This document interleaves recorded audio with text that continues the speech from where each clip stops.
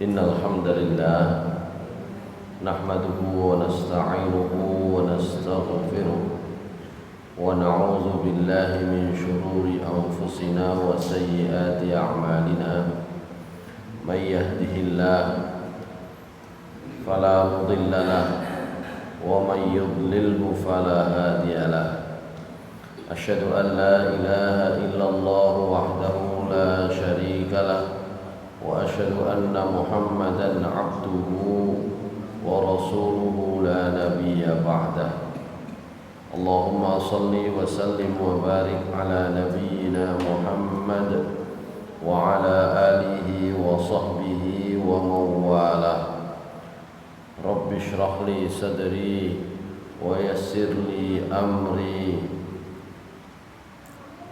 واحلل عقدة من لساني يفقه قولي ربي زدني علما وارزقني فهما برحمتك يا أرحم الراحمين أما بعد فيا عباد الله أوصيني وإياكم بتقوى الله فقد فاز المتقون قال الله تعالى في كتابه الكريم أعوذ بالله من الشيطان الرجيم بسم الله الرحمن الرحيم يا أيها الذين آمنوا اتقوا الله حق تقاته ولا تموتن إلا وأنتم مسلمون وقد قال في آية أخرى أعوذ بالله من الشيطان الرجيم يا أيها الذين آمنوا اذكروا الله ذكرا كثيرا وسبحوه بكرة وأصيلا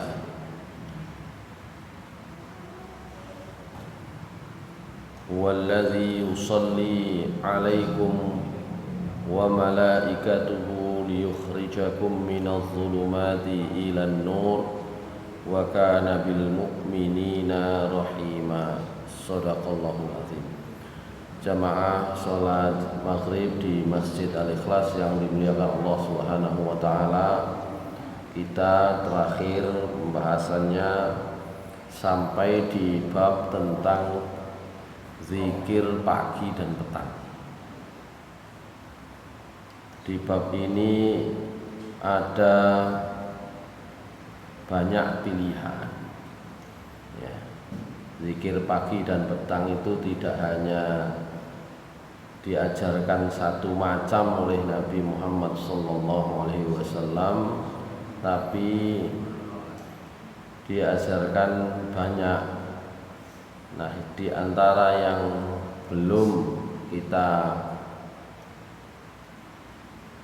bacakan kemarin, belum kita bahas, itu doa yang biasanya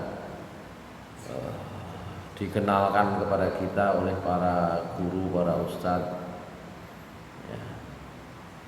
Dan memang ini yang termasuk paling sederhana, yaitu doa Allahumma anta rabbi la ilaha illa anta khalaqtani wa ana abduka wa ana ala ahdika wa wa'dika mastata'tu abu'u laka bi ni'matika alayya wa abu'u bi dhanbi fa innahu la yaghfiru dzunuba illa anta. Ini biasanya juga disebut dengan Sayyidul Istighfar gitu ya. Hadirin sekalian yang dimuliakan Allah Subhanahu wa taala, karena terkait dengan doa atau zikir ini Nabi sallallahu alaihi wasallam menyatakan man qalaha hina yumsi famata min lailatihi dakhalal jannah wa man qalaha hina yusbihu famata min yaumihi dakhalal jannah. Hadis riwayat Bukhari, Tirmidzi, Nasa'i dan Ahmad. Membaca doa ini, kata Rasulullah SAW, kalau sore dibaca, malamnya meninggal, orang tersebut masuk surga. Yang baca doa ini kalau dibaca pagi, siangnya, atau ya, bahasa hadisnya itu yaumnya, karena di dalam satu hari itu ada yaum dan lailah. Ada bahasa Indonesianya sehari semalam, gitu ya. Sehari itu seyaum. Kalau paginya itu berdoa, maka sepanjang siang itu meninggal, dia masuk surga. Kalau dibaca sore sepanjang malam dia meninggal, dia masuk surga. Ya. Itu tentang doa pagi dan petang. Di antara yang barangkali paling mungkin kita baca itu adalah zikir atau disebut dengan Sayyidul Istighfar tadi. Hadirin sekalian yang dimuliakan Allah Subhanahu wa taala. Kita geser ke zikir yang lain. Azkarun naum.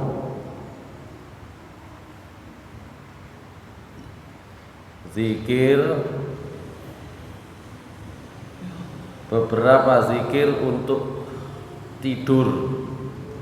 Jadi Rasulullah SAW mencontohkan beberapa macam, sama karena banyak sekali, nanti beberapa macam zikir kita lewati gitu ya.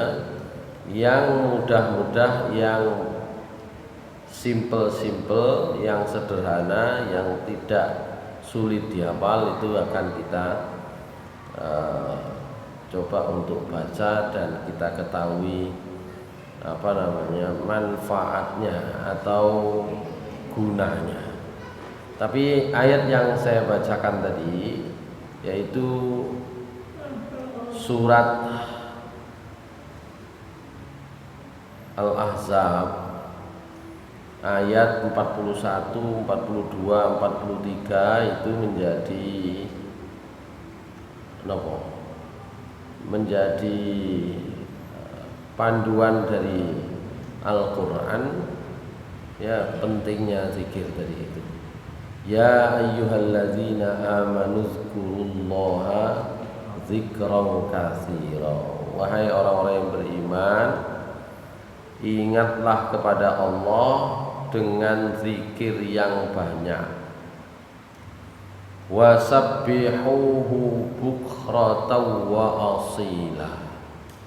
Dan bertasbihlah, sucikanlah Allah baik pada waktu pagi maupun petang. Karena apa? Karena Allah yang sudah wallazi yusalli alaikum wa malaikatuhu. Jadi karena Allah Subhanahu wa taala sudah bersolawat kepada kalian. Apa dulu maknanya Allah bersolawat? Allah memberi rahmat, Allah memberikan kebaikan kepada kalian. Wa malaikatuhu, dan malaikat-malaikatnya. Kalau malaikat yang bersolawat artinya mendoakan, gitu ya. Liyukhrijakum minadh dhulumati ilan nur, supaya Allah mengeluarkan kalian dari situasi-situasi kegelapan ilan nur, kepada keadaan yang terang benderang. Menarik, zulumat itu banyak. Jadi dalan sing peteng niku kathah. Sementara an-nur cahaya Allah ini menggunakan kata mufrad tunggal. Napa artine? Peluang berbuat salah itu banyak. Ya, peluang mendapatkan cahaya Allah itu satu meskipun sebenarnya luas gitu loh. Kalau kita kan biasanya nek lagune Roma kan banyak jalan menuju Roma, nah, gitu ya. Memang jalan kebaikan dari Allah itu disebutkan oleh Allah, diberikan pilihannya kepada kita itu banyak. Cuma semua itu harus berasal dari Allah Subhanahu wa taala. Nek api menurut pikiran kita belum tentu itu jalan yang diberikan oleh Allah. Kenapa kemudian cahaya Allah itu tetap disebut dengan kata mufrad, kata tunggal, sementara jalan selain jalan Allah itu disebut banyak. Sama ketika Allah menyebut dirinya, itu selalu tunggal Allah. Tapi kalau menyebut yang lain itu mesti disebut dengan jama'. Ini dari analisa bahasa ya. Wa kana bil mu'minina rahima, dan Allah itu benar-benar rahmat, benar-benar murah kepada kaum mukminin. Hadirin sekalian yang dimuliakan Allah Subhanahu wa taala, itu ayat yang terkait dengan perintah berzikir yang banyak. Nah, sekarang kita lanjutkan pembahasan kita. Doa atau zikir-zikir sebelum tidur. Kita cari yang sering atau sudah kita hafal sehingga mudah gitu ya. Hadis riwayat Bukhari ya, dari sahabat Abu Dzar dan Hudzaifah radhiyallahu anhuma, keduanya beliau berdua menceritakan, kana Nabi sallallahu alaihi wasallam idza awa ila firashihi qala bismikallahumma ahya wa amut, wa idza staiqadha qala alhamdulillahilladzi ahyana ba'dama amatana wa ilaihin nusyur. Niki hadisnya saya kira sudah sering kita baca, sekurang-kurangnya ini dihafal sejak kita masih kecil gitu ya. Zikir ini ya sesungguhnya menunjukkan bahwa ini persis seperti apa yang disampaikan oleh Allah dalam surat Az-Zumar ayat 42, memang tidur itu mati ya. Karena itu Allah Subhanahu wa taala mengajarkan kepada kita semua melalui sunnah Nabi kita Muhammad sallallahu alaihi wasallam dengan berzikir itu tadi. Dengan menyebut namamu ya Allah, kami hidup dan kami ini akan mati gitu ya. Itu persis seperti yang disampaikan oleh Allah. Allahu yatawaffal anfusa hina mautiha wallati lam tamut fi manamiha. Allah lah yang membuat wafat jiwa-jiwa orang-orang ya hina mautiha, saat masa kematiannya. Wallati lam tamut, Allah juga mewafatkan jiwa-jiwa orang-orang yang belum mati itu fi manamiha, di dalam tidur. Jadi wafat itu sajane lebih umum daripada mati. Kalau wafat, tidur juga wafat, mati juga wafat. Nah, begitu. Cuma bahasa Indonesia itu kemudian mengambil menyerapnya dengan makna yang sedikit berbeda. Wafat kali mati niku podo, mati niku bahasa untuk semua makhluk hidup, wafat hanya untuk manusia. Itu kan cara menyerapnya tidak sama. Ya, kucing mati, kambing mati, gitu ya. Manusia juga mati.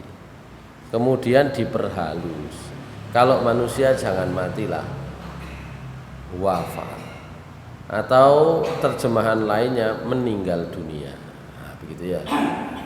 Padahal sebenarnya di dalam ayat 42 dari surat Az-Zumar, wafat itu meliputi mati dan tidur. Ya, sementara mati itu kondisi yang berbeda. Mengapa wafat itu artinya mati dan artinya juga tidur? Karena ternyata wafat itu makna asalnya menahan nyawa. Sehingga kalau jenengan baca di terjemahannya, Allahu yatawaffal anfusa hina mautiha wallati lam tamut fi manamiha. Ya, itu artinya menahan nyawa.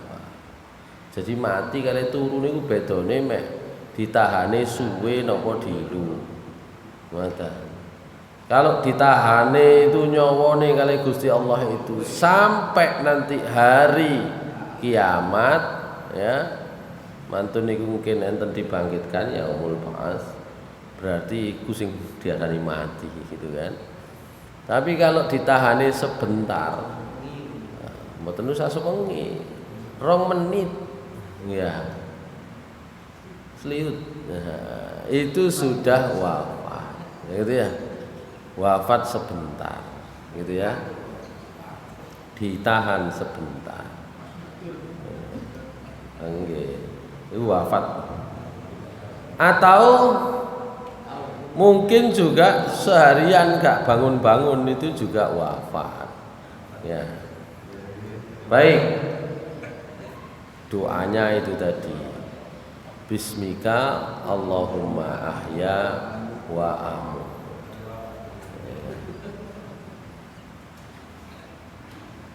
Dan apabila beliau bangun, Nabi SAW bangun, beliau kemudian juga berzikir, membaca. Ini dimasukkan bab zikir karena kalimat permohonannya itu tidak langsung, gitu ya, tidak langsung. Nah, permohonannya langsung, oh ini disebut doa. Ya. Kan menyebut dengan menyebut namamu ya Allah, saya hidup dan juga saya akan mati. Demikian pula ketika bangun, beliau membaca Alhamdulillahilladzi ahyana ba'da ma amatana wa ilaihin nusyur. Segala puji bagi Allah yang sudah membangunkan kami semua setelah mematikan sebentar. Wa ilaihin nusyur, kepadanya kami akan kembali. Masyaallah muslimin rahimakumullah. Ya, ini satu macam sudah biasa kita baca, ya.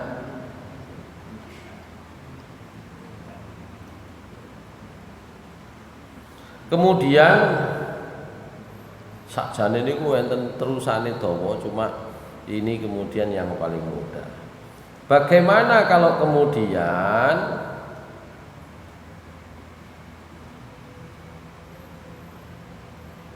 doanya itu ternyata menggunakan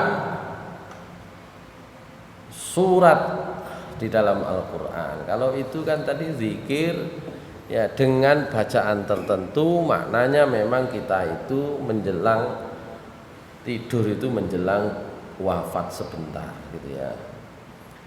Nah, Nabi SAW juga mencontohkan yang dibaca itu bukan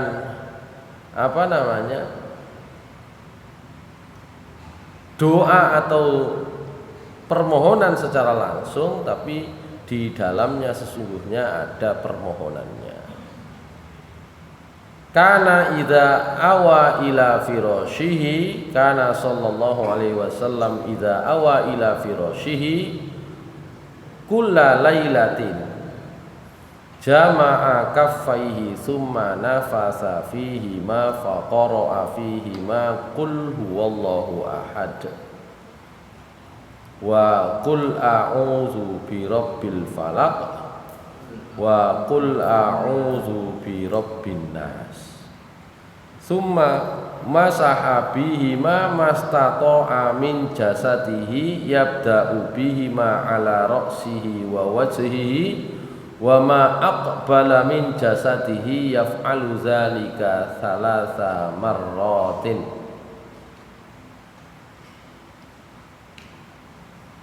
Apabila Nabi SAW itu mapan tidur, setiap malam beliau mengumpulkan dua telapak tangannya, meniupkan di dalam kedua telapak tangan ini dengan bacaan Qul huwallahu ahad sampai selesai, Qul a'udzu birabbil falaq sampai selesai, Qul a'udzu birabbin nas sampai selesai. Kemudian dengan kedua tangan tadi itu beliau membasuh, mengusap seluruh bagian tubuhnya yang terjangkau, ya, terutama dimulai dari bagian kepala dan wajah dan bagian depan tubuhnya, kepala, wajah dan bagian depan tubuh beliau, dan beliau lakukan 3 kali. Iki encene niat turu temenan. Nah, kula panjenengan kan gak patek niat. Oh, moro-moro keturun. Saking pegele moro-moro keturun. Gak patek niat. Niki niat turu. Jadi turu mawon niat Nabi. Kula panjenengan gak patek niat, kuwabe wis asal dideleh kan gitu ya.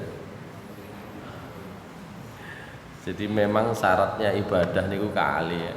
Niat kali sesuai tuntunan. Nah, nek pun mboten patik niat niku biasanya tuntunane gak patik direken. Ya. Niku angel. Ya, itu angelnya, susahnya itu ya. Ini yang juga populer. Jadi doa ini dibaca oleh Nabi SAW ketika beliau menjelang tidur.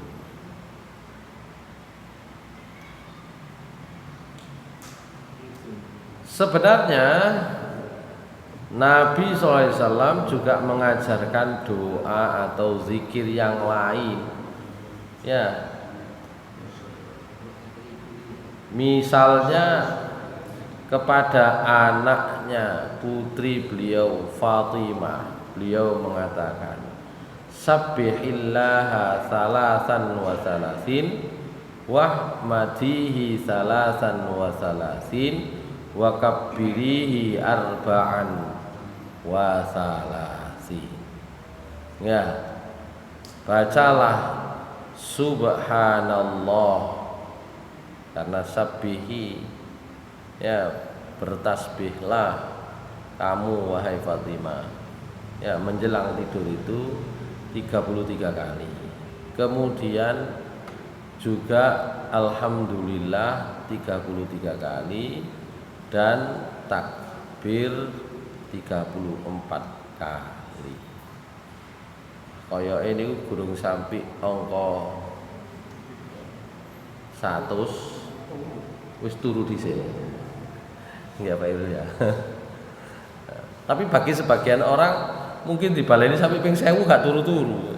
Ngeten ya. Kalau bule itu mana kambing? Nggih. Baik.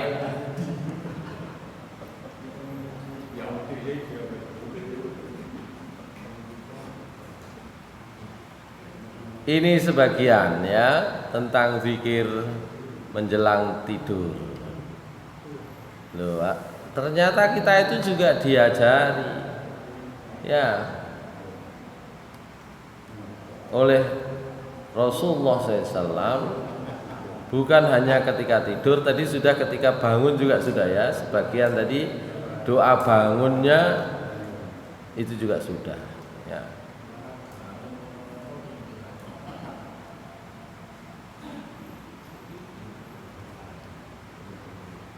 Dalam riwayat yang lain Rasulullah SAW memerintahkan kepada kita yang baru bangun tidur untuk berucap, berdoa, berkata alhamdulillahilladzi radda alayya ruhi wa afani fi jasadi wa adzina li bi dzikrihi.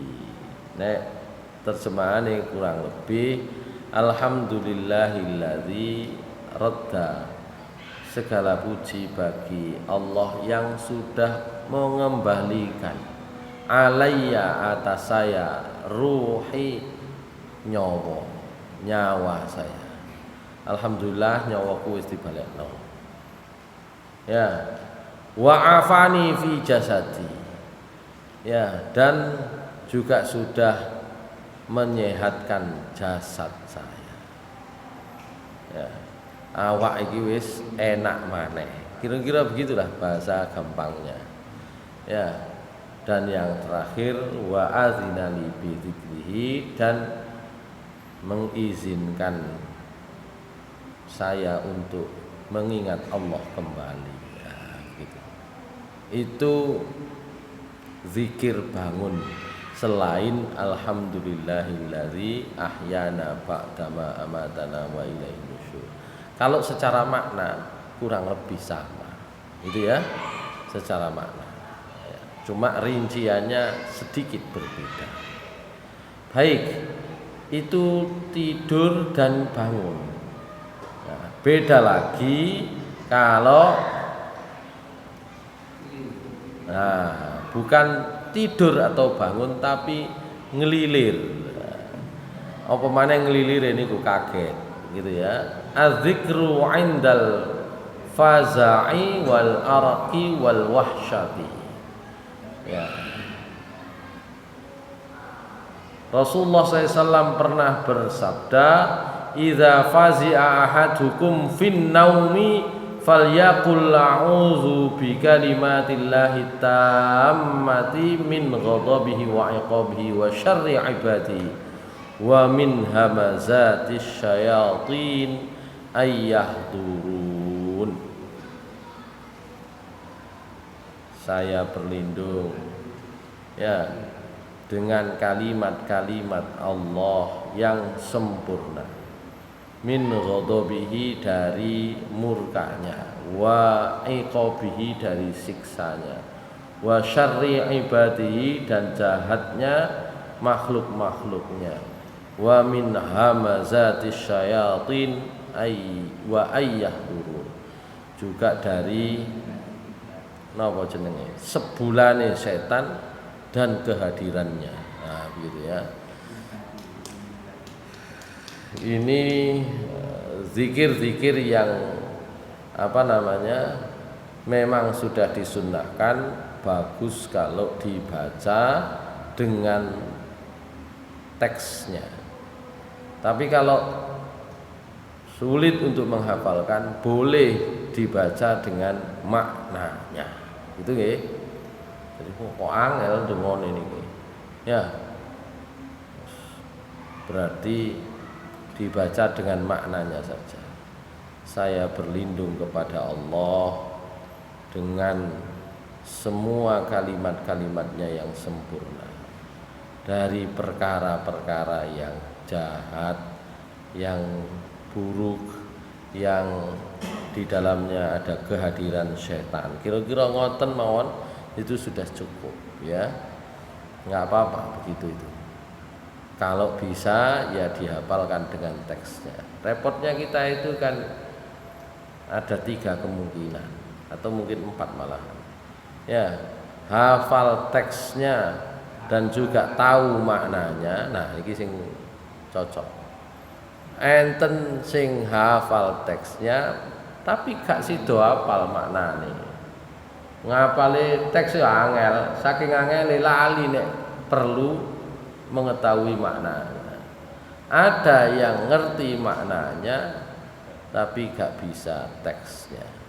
Ya, enten sing nomor 4. Encene gak tahu mikir. Ya. Yo gak hafal, yo gak ngerti ya apa carane, kan repot niku ya. Utawa ya napa Cak Madris? Sakjane kate muni karo kan gitu ya. Sakjane kate muni tapi karo ya apa iki gak iso gitu ya.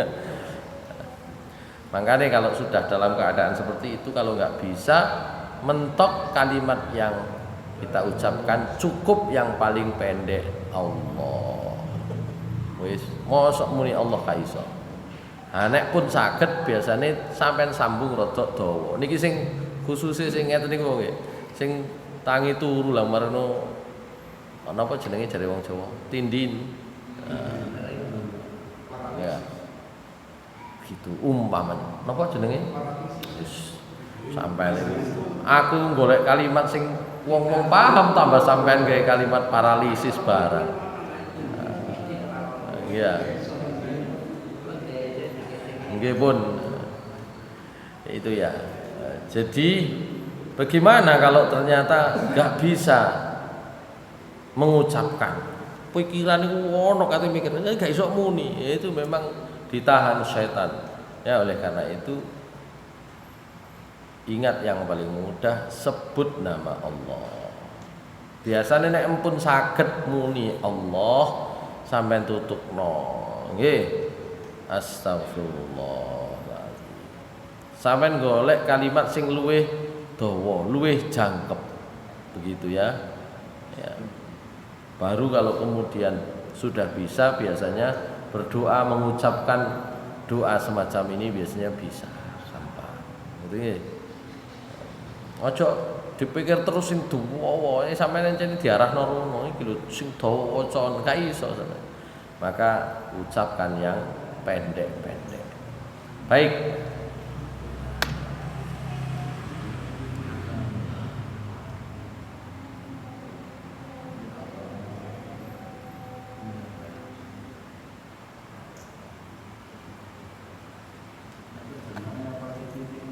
Napa? Terjemahnya apa titik-titik. Ojo terjemah, makna. Nggih, wis nggih. Nek terjemah niku saged mek muni tok nggih, tapi gak ro karepe kan ngono ya. Begitu ya. Maksudnya saya paham Pak Madris nggih. Terjemah itu maksudnya maknanya. Nek maknanya berlindung kepada Allah, monggo. Gitu ya.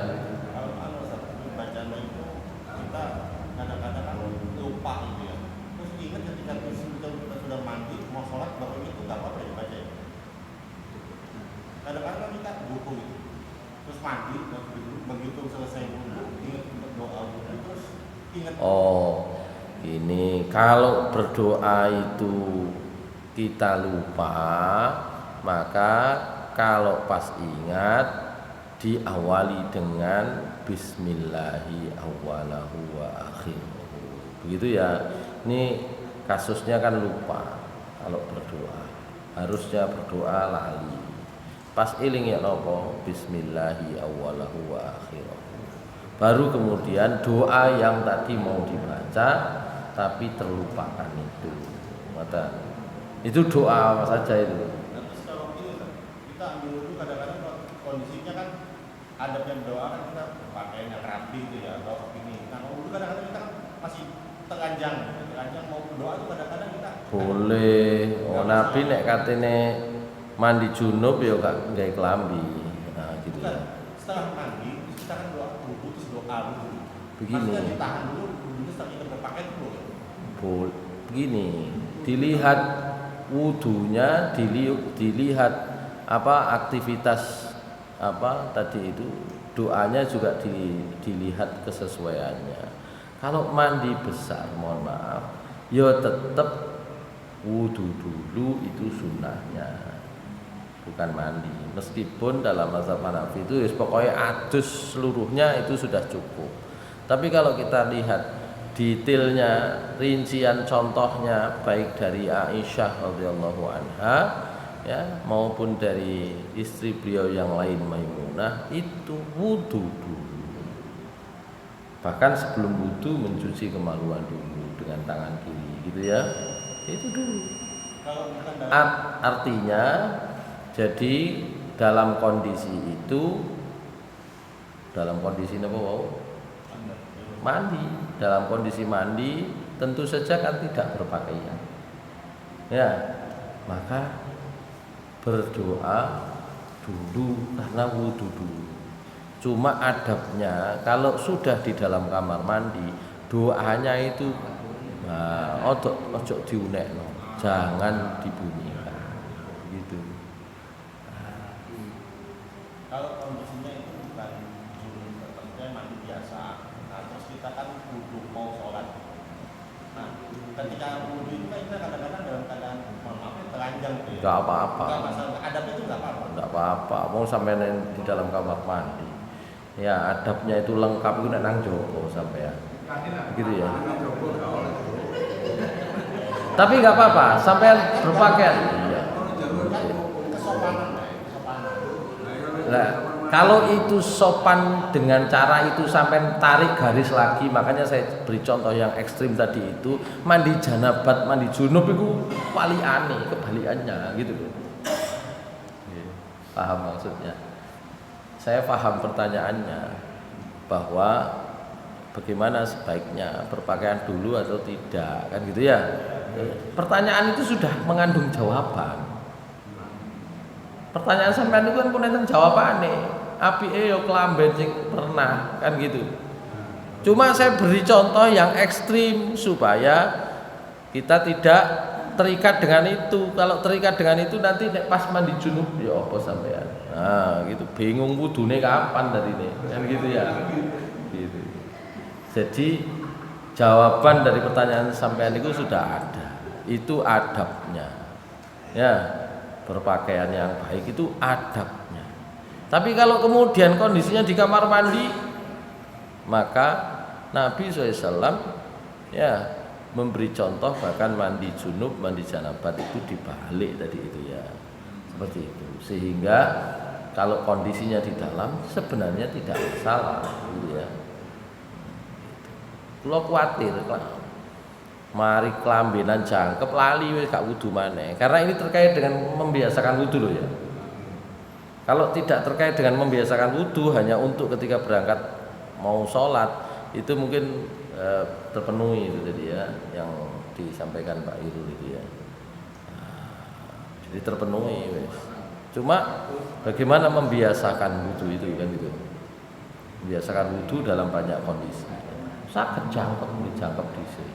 Mboten saged. Ya, bukan tidak bisa karena memang kondisinya setelah mandi kita berwudu gitu ya.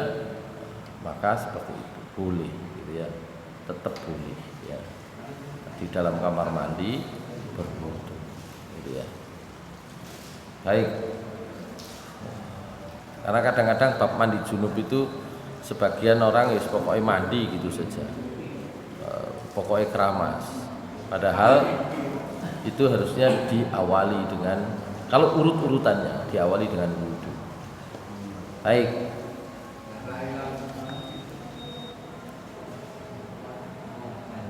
Masih panjang, banyak zikir yang di sini dibahas.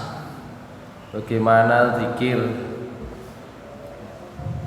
ketika berpakaian, bagaimana ketika keluar rumah, ketika masuk rumah, ketika melihat himar napa himar niku keledai meringkik, ayam berkokok, apa maneh ketika anjing menggonggong, itu semua ada tanda-tandanya. Dan kita diperintahkan oleh Rasulullah SAW untuk berdoa, berzikir dengan zikir tertentu, gitu ya, pakai. Jadi tidak semua. Jadi encene nek biyen ayam itu berkokok, nggak mungkin ayam menggonggong. Atau sebaliknya anjing itu menggonggong, nggak mungkin kok. Ayam anjing itu kok mengeong, nggak mungkin. Cuma sebagian dari gonggongan anjing, ya ringkikan himar, atau mungkin termasuk kokok ayam itu ada tanda-tandanya. Ya, yang jelas kalau himar dan anjing, ya itu terkait dengan setan, kehadiran setan. Kalau terkait dengan kokok ayam itu kehadiran malaikat. Manuk. Ya. Manuk. Kadang-kadang manuk bunyi. Mana KS ini? Nggih. Nanti. Jadi kita akan bahas di pertemuan akan datang insyaallah. Mohon maaf karena saya harus ke Porong setelah ini. Kita cukupkan sampai di sini. Aku qouli hadza wa astaghfirullah li wa lakum innahu ghafurur rahim. Subhanakallahumma bihamdika asyhadu an la ilaha illa anta astaghfiruka wa atubu ilaik. Assalamualaikum warahmatullahi wabarakatuh.